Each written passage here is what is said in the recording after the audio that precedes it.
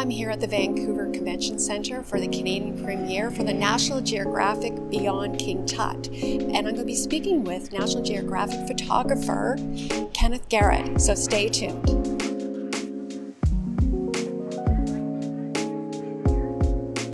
Welcome, Kenneth. Thank you, Christine. It's a great pleasure to be here with you. We're here today at the Beyond King Tut Exhibit in Vancouver. I'm Kenneth Garrett, and I'm a photographer with National Geographic magazine, and I've been a freelance photographer with them for 46 years. And 25 years ago, I started working in the Valley of the Kings, and that's when I first got to know King Tut. So the photographs that you'll see in this exhibit have been aggregated over a 25-year period as I covered more and more in depth different aspects of King Tut's life. I mean, you're standing here looking around, these are your photographs, and how excited are you to be here? Like, how surreal is it? To me, this is fantastic to see the assemblage of all this material. And from the earliest days in 1997, I had the cover of the magazine with the canopic jars from King Tut's tomb, the alabaster jars, these fabulous faces. It was a beautiful cover, but I've continued to work with King Tut through the CAT scan and through the DNA test and traveling exhibit photographs. And so over the time, I keep going back and spending more time with King Tut. And his quest for immortality has kept me employed for the last 20 years. Yes, I mean, it's really interesting to look around, but tell us the research involved. So each time I go to do a story, it's like trying to create a small mini master's degree, because I need to learn the subject really clearly in order to identify what the highlights are that we need to produce in the magazine story so that the reader can learn the latest information, the newest knowledge, the cutting edge, state-of-the-art information from this whole plethora of information that we have on King Tut. So each time I start on a story, I have to drill down, get the big umbrella, and then find out what are the identifying things that make this story special, and then bring those pictures forward to the reader. Yeah, so how do you do that? Like you were mentioning before we went on air, you have the artifacts speak to you. Okay, so each time I get ready to photograph an artifact, first of all, I have to decide that I want that artifact in the story. Then I'll take it and I'll have the curator put it on the table for me. And I'll walk around with my pen light, my flashlight, and I'll look at the eyes and I'll look at every part of the artifact until the artifact speaks to me. And then I'll set the camera, then I'll set my lights, and I'll keep refining it until I think that he's speaking to me the way I want to hear from him.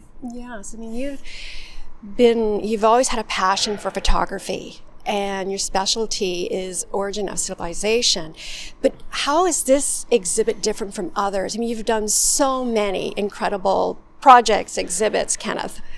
So what this exhibit does is it assembles 100 years of research in King Tut. So we didn't know who King Tut was at all until Howard Carter found him in 1922, and we're fortunate that the Metropolitan Museum sent Harry Burton, the National Geographic sent Maynard Owen Williams over there. We have very good photographs from the 1920s when this tomb was first opened, all the artifacts in situ. They clean up one layer, take another photograph. We have the most incredible photo documentation of unpacking the tomb. Then all of those things go to the museum in Cairo, and over the last 100 years, more and more people have studied more and more artifacts. Today, we're still learning new things. It's the anniversary, the centennial of the opening of the tomb, and so a lot of people are focusing new energy, and you're seeing a lot of lectures and a lot of reports, people's work where they'll look at some very small detail or one particular artifact, and they'll read every glyph, and they'll learn stuff about it that we didn't know 20 years ago. And like our DNA study of the family tree. So we know all of the players, and we actually found the bodies of his wife and his mother.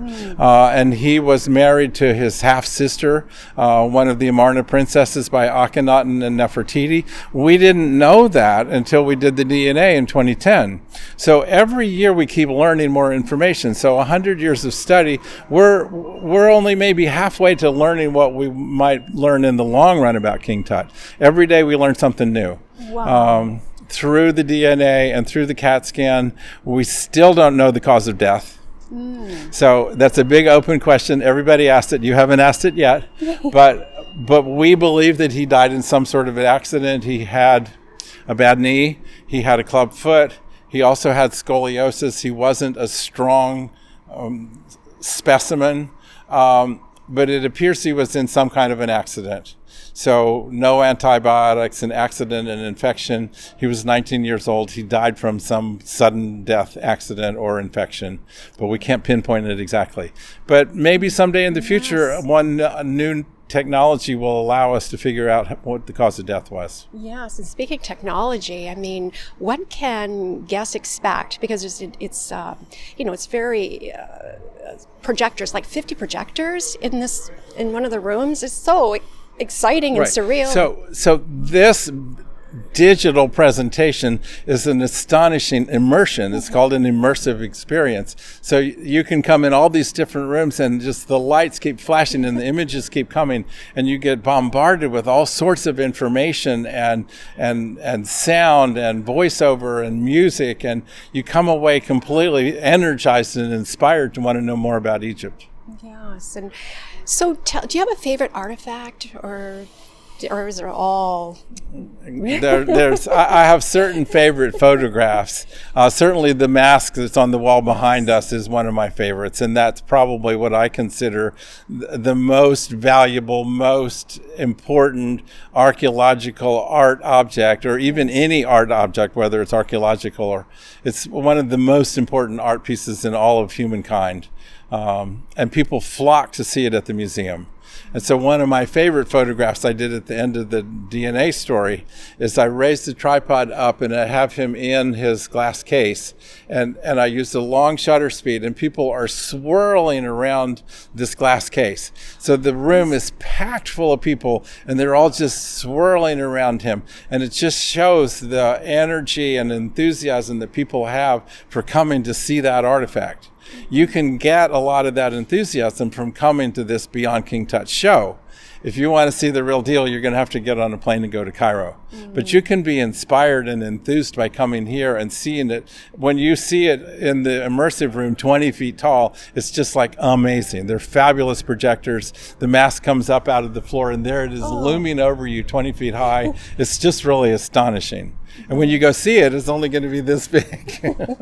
Yeah, so you don't really need a passport. Just come here and be inspired. It's a history educational experience for everyone. Right.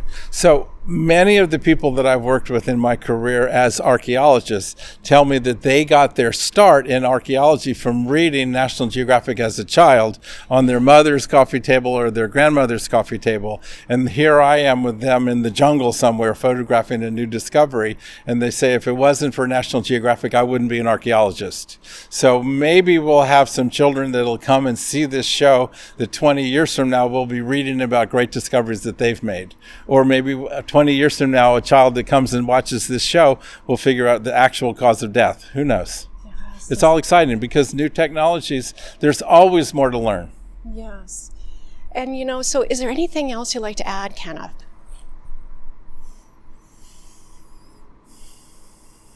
Now, okay, we never really talked about going to visit Egypt.